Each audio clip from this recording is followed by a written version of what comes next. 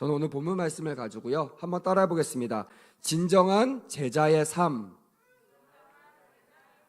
진정한 제자의 삶은 어떤 삶일까? 우리 말씀을 통해서 같이 한번 상고해 보려고 합니다. 이 말씀은 너무나 유명한 말씀이에요. 저도 올해 이 본문의 말씀을 한 3번 정도, 오늘 1년 동안 한 3번 정도 말씀을 전했던 것 같습니다. 그만큼 이 말씀이 자주 등장하고요, 또 이 말씀이 그만큼 중요하다고 저는 믿습니다.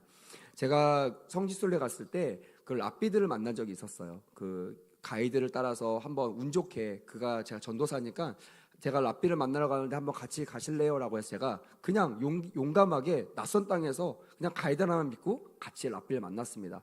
만나서 여러 가지 질문을 던졌습니다. 가면서도 계속 궁금했어요. 이 질문을 던져볼까, 저 질문을 던져볼까 하다가 제 첫 질문이 예수님과 거의 같은 질문을 했던 것 같아요. 당신이 생각하기에 이 성경책 안에 가장 귀한 말씀이 무엇입니까? 당신이 가장 귀하게 여기는 말씀이 무엇입니까? 라고 물어봤을 때 오늘 24절 말씀을 그가 동일하게 대답을 하더라고요. 우리 같이 다시 한번 읽어볼까요? 27절 말씀 시작. 대답하여 이르되 내 마음을 다하며 목숨을 다하며 힘을 다하여 뜻을 다하여 주 너의 하나님을 사랑하고 또한 내 이웃을 내 자신같이 사랑하라 하였나이다. 랍비가 가장 중요하게 생각하는 말씀이 오늘 우리가 중요하게 생각하는, 주님이 정말 하고 싶었던 이 중요한 메시지, 이 27절 말씀을 그대로 말씀을 하고 있더라고요. 그래서 제가 이 말씀을 준비할 때마다 그때가 떠올라요. 그냥 저도 많이 읽었던 말씀이고 이 말씀 가지고 설교도 많이 했는데 그 랍비의 입에서 이 말씀을 들을 때 사실 저는요, 여러분들도 그럴 거예요. 랍비 하면 어떤 느낌인가요? 막 은혜롭고 막 본받고 싶고 막 구원받을 것 같이 느껴지시나요? 아니죠. 항상 우리가 예수님한테 책망받은 사람들, 또한 예수님 앞에 별로 이렇게 인정받지 못한 사람들, 그들의 후손들, 또 그들의 길을 따라가는 수많은 사람들, 그런 사람들의 모습들을 우리는 떠올릴 겁니다. 저도 그랬거든요. 근데 그가 그 말을 하는데 제가 2번이나 물어봤습니다. 진심이십니까? 진실하십니까? 진짜 그렇게 믿으십니까? 저도 정말 그렇게 믿는데 당신도 그렇게 믿습니까? 그랬더니 정말 눈이 막 초롱초롱합니다. 눈에 정말 진실함에 가득 찼어요. 그러면서 정말 자기는 하나님을 사랑하고 이것을 표현하기 위하여 내 이웃을 사랑하는 것을 실천하고 있습니다 라고 얘기를 하더라고요. 그때 제가 오면서 그런 다짐을 했습니다. 내가 앞으로 목회를 하고 앞으로 청년들과 청소년들을 대할 때 이런 마음으로 대해야겠구나. 그냥 가리키는 모습이 아니라 먼저 선 사람으로서 따라와 이런 것이 아니라 내가 먼저 정말 주님을 사랑하는 마음을 가지고 내가 주님을 사랑하는 마음을 가지고 내 이웃을 사랑하는, 내 청년들과 내 청소년들을 사랑하는, 내 가족들을 사랑하는, 또한 내 주변에 있는 불신 영혼들을 사랑하는 그것들을 실천해야겠다라는 마음을 가지고 돌아왔던 기억이 납니다. 오늘 말씀 가운데도요, 예수님이 제자들에게 너희들 어떻게 살아야 되냐라는 말씀을 쭉 하고 오시면서 오늘 특별히 25절, 37절까지 말씀을 가지고 진정한 제자, 그러니까 너희들이 정말로 내 제자라면 이런 삶을 살아야 된다라는 의도로 주님께서 말씀을 전하셨던 겁니다. 여기 25절에 보니까 한 율법교사가 일어나 의도가 표현되어 있습니다. 한번 따라해 볼까요? 예수를 시험하여 이르되. 성경은요 너무나 명쾌하고 너무나 정확하게 얘기하고 있습니다. 많은 사람이 무리 가운데 껴있으면요, 많은 사람들이 예수님과 좀 거리가 있으면 또한 표정 관리하고 또한 립싱크하면 내 진심이 감춰질 거라고 생각합니다. 아니요 여러분, 제가 청년들 때 자주 얘기합니다. 군중 속에 숨지 말라고 합니다. 거기에 속아 넘어가지 말라고 합니다. 많은 사람이 가니까요, 그 길이 좋은 길입니까? 아니죠. 많은 사람이 가는 길을 따라가지 말라고 주님께서 말씀하십니다. 좁은 길로 가라고 하세요. 그 말은 뭐냐면 주님의 관심은요 무리가 아니라는 거예요. 얼마나 우리 교회에 수많은 성도들이 모이는가, 얼마나 산부 예배에 청년들이 몇 명 모이는가, 이거 주님 별로 관심 없어요. 주님은요 이곳에 온 한 명 한 명의 청년들을 유심히 살피시고 그들과 만나기를 오늘 원하신다는 거 반드시 기억하고 돌아가시길 주님의 이름으로 간곡히 원합니다. 아멘. 그래서 오늘 처음 왔더라도요, 오늘 내가 다시 한번 주의 말씀을 듣고자 그렇게 마음을 다짐하는 그 순간 오늘 이 말씀의 주인공, 이 말씀의 그런 능력이 여러분들에게 임하게 될 줄 믿습니다.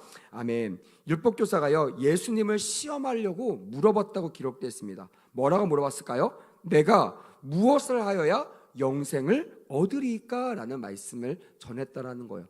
여러분, 이 말씀이 순수한 의도에서 질문했다고 했습니까? 아니죠. 예수님을 시험하려고 했어요. 근데 저는 이 말씀을 보는데요, 그런 메시지가 저에게 들리더라고요. 그런 감동이 오더라고요.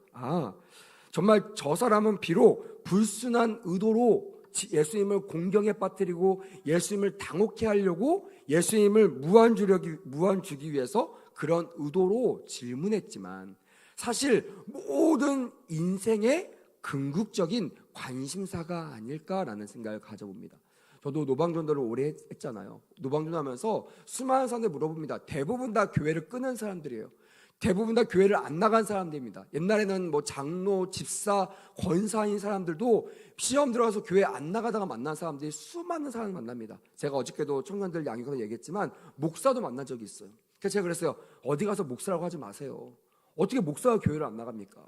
제가 그렇게 막 따끔하게, 젊지만 정말 패기를 가지고 그렇게 권면한 적이 있습니다. 그리고 진짜 목사다움을 갖추시면 그때부터 내가 목사였다고 얘기하십시오. 제가 이렇게 얘기했던 적이 있습니다. 여러분, 수많은 사람들이요, 직분과 상관없이요, 심지어 목사라도요, 자기 수에 틀리면요, 자기 마음에 안 들면 하나님을 버리는 그런 시대에 우리는 살고 있습니다. 그렇지만 하나님은요, 그 모든 사람들의 궁극적인 관심사가 무엇인지를 오늘 본문을 통해서 말씀하고 있다라는 거예요. 부정하지만, 안 믿고 싶다고 하지만, 못 믿겠다고 하지만, 실제로는 저는요, 믿고 싶다, 나 좀 믿게 해달라고 호소하는 그 호소문을 저는 들리더라고요. 많은 사람 물어봅니다. 아니, 예수님이 계시면 이렇게 할 수 있습니까? 하나님이 살아계시면 이런 일이 나한테 일어날 수 있습니까? 라는 말이요, 저는 돌이어서 제발 절 좀 설득해 주세요. 제발 저를 제가 보지 못하는 예수님께 인도해 주세요 라는 말로 저는 그 호소문으로 들리더라고요.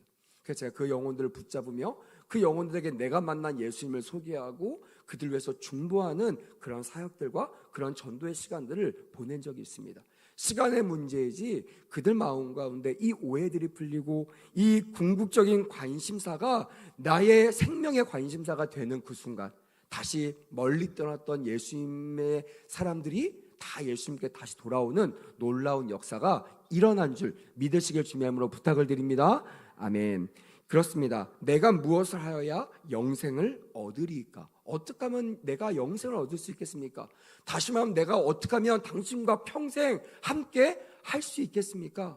나 같은 사람도 가능합니까? 라고 물어보는 그런 질문과 동일하다는 거예요. 예수님은요, 첫 번째 그의 의도를 아셨어요. 그가 순수한 마음이 아니다. 두 번째는요, 그의 생활을 아셨습니다. 그의 마음을 아셨어요. 그의 태도를 아셨습니다. 저 사람은 물론 지금 나에게 불순한 의도로 얘기하지만 저 사람은 율법교사, 다시 말하면 걸어다니는 성경책, 저 사람은 학자들에 의하니까 거의 한 80-90% 정도의 말씀을 지키며 살았다고 하더라고요. 율법학자들이. 그 말은 뭡니까? 얼마나 힘들게, 얼마나 말씀을 지키려고 애를 쓰며 그렇게 노력하며 살았던 사람인지를 우리 주님께서 아셨어요.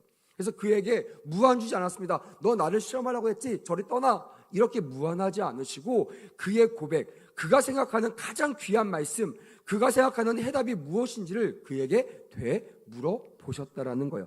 26절 말씀 보니까 예수께서 이르셨습니다. 율법에 무엇이라고 기록되었으며 내가 어떻게 읽느냐라고 물어보셨다라는 거예요. 그냥 말씀만 물어본 것이 아니라 너는 그걸 어떻게 해석하니? 다시 말하면 우리 식으로 얘기하면 너는 그걸 어떻게 삶으로 적용하고 살니? 이렇게 주님께서 그의 마음의 중심에 노크를 하셨다라는 거예요.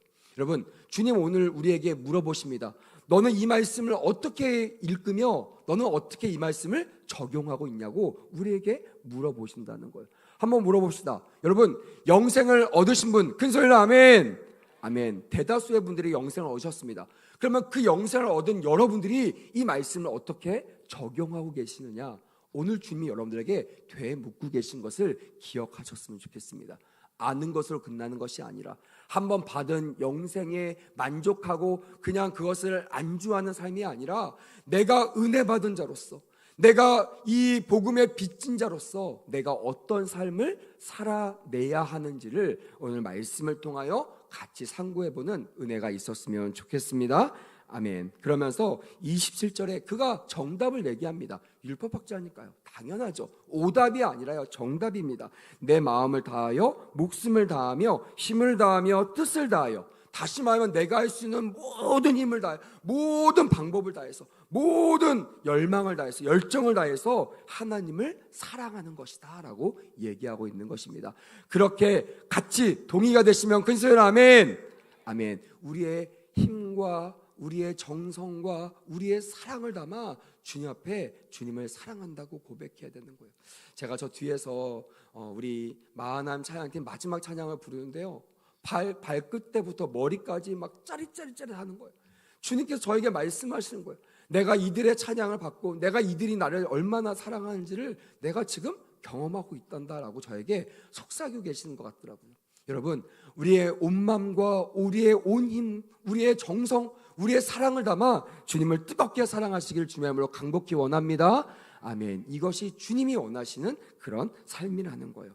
또한 이렇게처럼 주님을 사랑하는 것처럼 내 이웃을 내 자신과 같이 사랑하라 하셨습니다라고 정답을 말했던 것입니다. 주님 아셨어요. 그가 오답이 아니라 정답을 말씀하신 줄 알았습니다. 그래서 이미 준비하셨던 답을 그에게 주고 계십니다. 한번 28절 뒷부분만 한번 읽어보겠습니다. 시작. 이를 행하라, 그리면 살리라 하시니. 아멘. 다시 한번요. 시작. 이를 행하라, 그러면 살리라. 할렐루야. 여러분, 아는 것으로 그치면요 살 수 없다라는 것입니다. 저도 참 이 말씀을 좋아하는데요, 그러니까 저는 많은 사람들이 얘기합니다. 뭐 살았다, 뭐 살고 싶다, 이것도 좋지만요, 살아내라고 저는 권면합니다. 왜냐하면 이 살아내라는 뜻은요, 하나님의 계획과 하나님의 힘도 있지만 내 힘과 내 열정과 하나님을 사랑하는 이 계명을 지키려고 하는 이 의지가 포함되어 있는 그런 말씀이라고 저는 생각하기 때문입니다. 따라합시다. 그렇게 살아내야 합니다. 아멘. 그런 삶이 여러분들의 삶이 되었으면 좋겠습니다. 많은 사람들이요, 그냥 한 번 받은 은혜로 만족하려고 합니다. 뭐 오늘 못 받으면 다음 주 받으면 되지, 내가 이 예배에서 못 받으면 저 예배에서 받으면 되지, 이 찬양에서 은혜 못 받으면 다음 찬양 더 은혜롭게 받으면 되지, 이렇게 하는데요, 사실 아닙니다. 매 순간순간만 나에게 주시는 하나님의 음성들의 하나님의 말씀을 사랑하는 마음으로 받으면요, 매일매일 그 사랑으로 힘입어 우리가 살아나게 될 줄 믿습니다. 아멘. 살아있으나 죽은 자가 얼마나 많아요.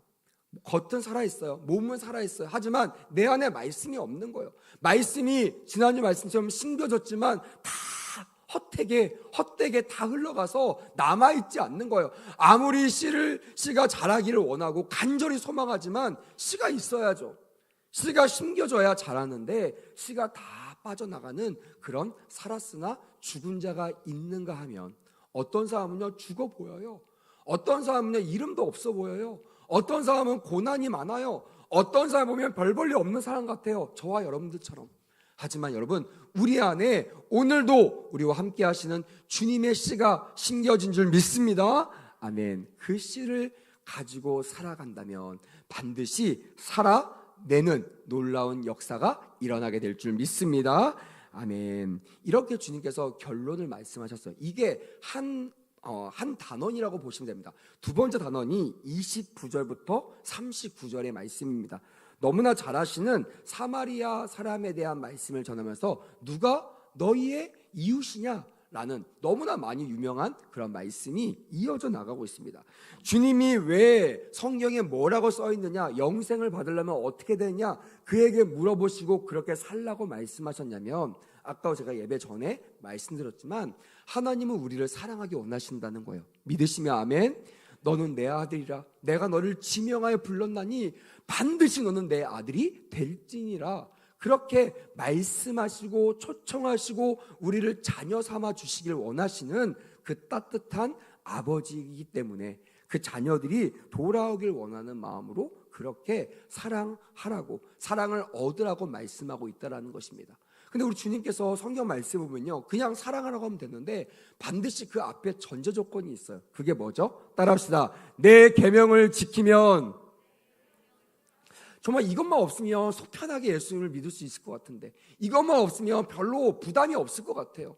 우리 수요예배 때 요즘에 사랑의 열매에 대한 말씀을 전하고 있습니다. 진짜 부담스러운 말씀이거든요. 그냥 사랑의 열매하면요 별로 부담이 안 됩니다. 근데 하나하나 충성, 자비, 양선 막 이렇게 오래 참은 이런 식으로 하나하나 말씀을 파고 들어가니까요 너무나 힘든 거예요. 어떤 집사님이 가면서 목사님 말씀 너무 좋은데 말씀 들을 때는 너무나 힘들어요. 그렇게 말을 하는 거예요. 제가 뭐라고 답변하는지 아세요? 집사님, 그게 복이에요. 말씀이 힘들게 느껴지고 이제 말씀이 그냥 힘들면 지나가 버리고 잊어버리고 그냥 귀를 닦는 그런 인생이 아니라 어떻게든지 그 말씀대로 살려고 하는, 내 안에 있는 성령 열매를 맺히려고 하는 그 집사님의 그 노력과 그 몸부림이 반드시 열매 맺게 될 것입니다 라고 제가 축복을 하고 보낸 적이 있습니다. 사랑 여러분, 어떤 사람은 말씀을 읽을 때요 쉽게 있습니다. 어떻게 했는지 아세요? 내가 은혜 받은 말씀만 있는 거예요.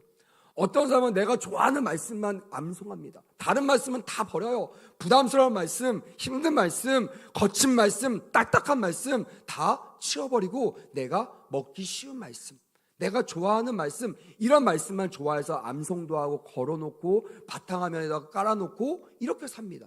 근데 여러분요, 우리가 말씀을 읽어보면요, 그런 삶을 우리 주님이 원하실까요? 원하지 않으신다는 거예요.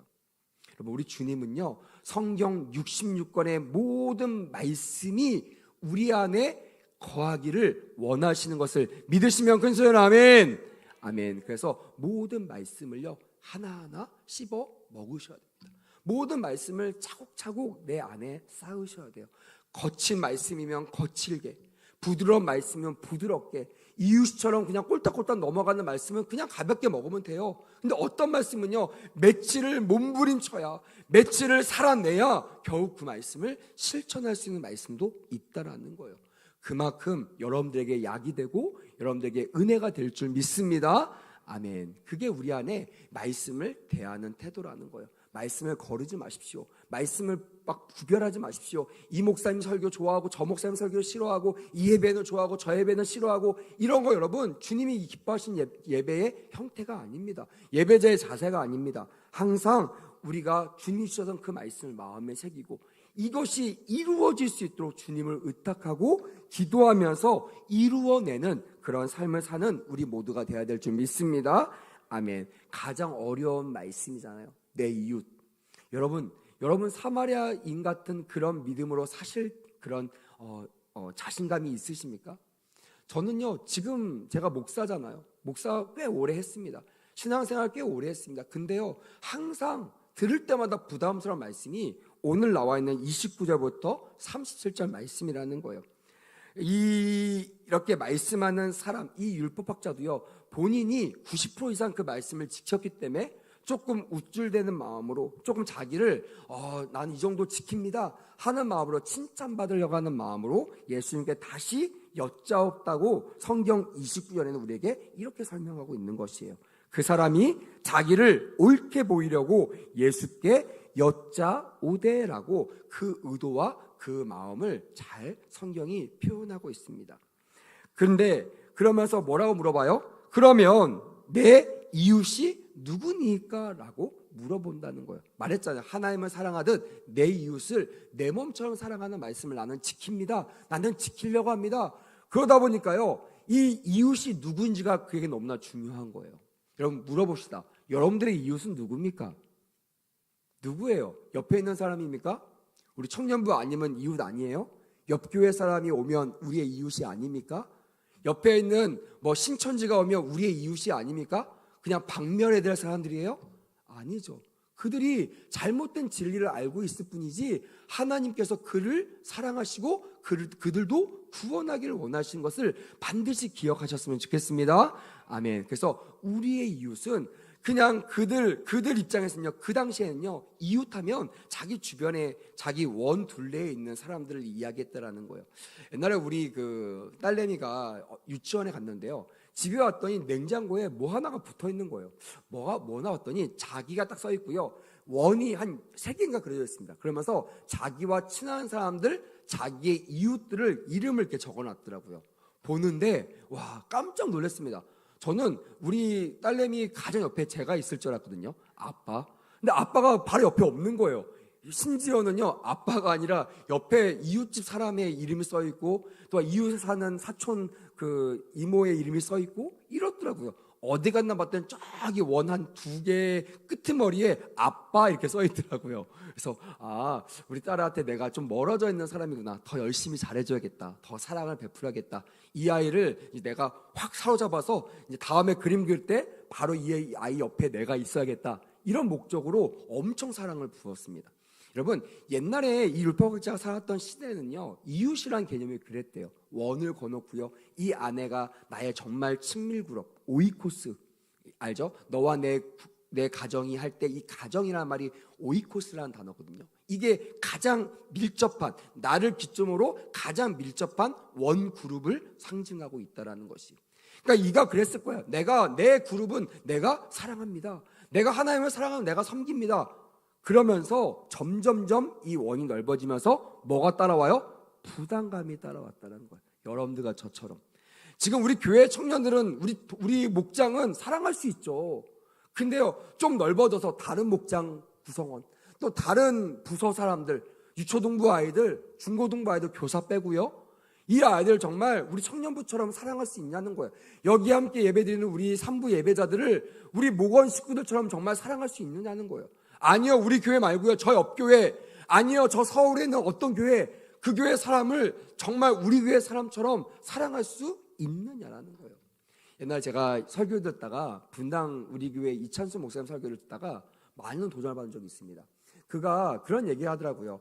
그 미세먼지가 많은 그 상황 속에서 원래 밖에서 달리기도 하고 운동도 하시는데 미세먼지가 많다는 소리를 듣고 통창 안에서 그냥 그 밖에를 바라보면서 운동을 이렇게 하고 있었대요. 막 그냥 안에서. 근데 이렇게 보는데 본인 교회 안수일사님이 자전거를 타고 자기네 집 앞에 창문 앞에 자전거를 타고 몇 바퀴를 돌더라는 거예요. 어떤 마음이 들었겠습니까? 아니 집사님, 운동도 좋은데 이 미세먼지 속에서 그렇게 달리면 운동 안 하는 것보다 더 안 좋습니다 라는 생각이 들어가지고 창문을 쫙 열고요, 소리를 질렀대요. 안수일사님, 당장 들어가세요. 그게 더 위험합니다 라고 얘기했다라는 거예요. 그리고 문을 딱 닫고요, 와, 나 정말 좋은 목사야. 그리고 서재에 딱 앉아서 말씀을 딱 폈는데요, 이 말씀이 딱 눈에 들어오더래요. 누가 너희의 이웃인가. 자기가 봤어요. 운동을 수십 분 동안 하면서 수많은 사람들이 왔다 갔다 다 봤습니다. 근데 그때마다 문을 열었어요? 안 열었죠. 왜? 나와 상관없는 사람이니까. 별로 우리 교인이 아니니까. 그러면서 그런 생각했대요. 야, 이찬수 목사, 너 그 자전거 타는 사람이 너희 교회 안수사가 아니고 다른 교회 안수사라도 너는 문을 열고 얘기할 거니? 이렇게 물어봤다는 거예요. 너무나 부끄러웠대요. 그리고 하나님 앞에 회개했다라는 그 설교를 듣게 되었습니다. 여러분, 우리는 어떻습니까? 정말 주님이 우리에게 주고 싶었던 말, 내 이웃이 누굽니까? 라고 묻는 그 사람의 의도를 주님은 너무나 잘 아시는 거예요. 주님, 정해주세요. 몇 명, 내가 이 사람은 책임지고 내가 내 이웃이라 생각해서 내가 최선을 다해서 섬기겠습니다 라고 말하는 건데, 실상은요, 이 본문 이 뒤에 29절부터 37절 보니까요, 주님이 사마리아인을 마지막 비유로 두셨던 이유는요, 우리의 이웃은 어떤 한정된 어떤 에어리어 안에 있는 그들을 위함이 아니라 주님이 구원하고자 한 이 세상의 수많은 그런 사람들에게 하나님께서 이웃이 되라고 말씀하셨다는 것을 깨닫게 되었다라는 것이에요. 동의가 되시면 큰 소리로 아멘. 이제 주님 만나고 주님께서 여러분들에게 동일하게 물어보실 거예요. 너 이웃에게 나의 사랑을 전해라.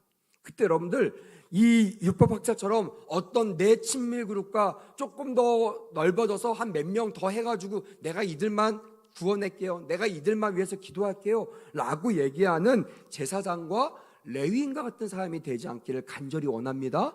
아멘. 사마리아인처럼. 여러분, 사마리아인 누구예요? 개만도 못하게 취급당했던 사람들이에요. 여러분, 갈시와 멸시, 천대를 받았던 사람입니다. 그런 사람이 나를 멸시했던 그들을 도와주고 싶겠습니까? 인간적으로는 안 도와주고 싶죠. 근데 도와줄 수밖에 없는 거예요. 왜? 주님이 내 안에 계시기 때문에. 내가 주님을 사랑하듯 그 어떤 사람들, 다시 말하면 나를 핍박하는 왼수라고 할지라도, 원수라고 할지라도 내가 그를 사랑하는 그 삶을 살아내야겠다고 그렇게 다짐했던 사람, 그 사람이 오늘 세 번째 등장하는 사마리아인이라는 것입니다. 제사장과 레위인 다 종교 지도자입니다. 저와 같은 앞에 선자예요. 걸어다니는 사전입니다. 걸어다니는 성경책입니다. 말씀을 다 지키는 사람입니다. 안 지킨 사람을 나무라고 그 사람을 책망하는 사람입니다. 근데요, 실상은 그들을 주님은 기뻐하지 않으셨다는 거예요. 왜? 말씀 안에 매여 있었기 때문에 그렇습니다.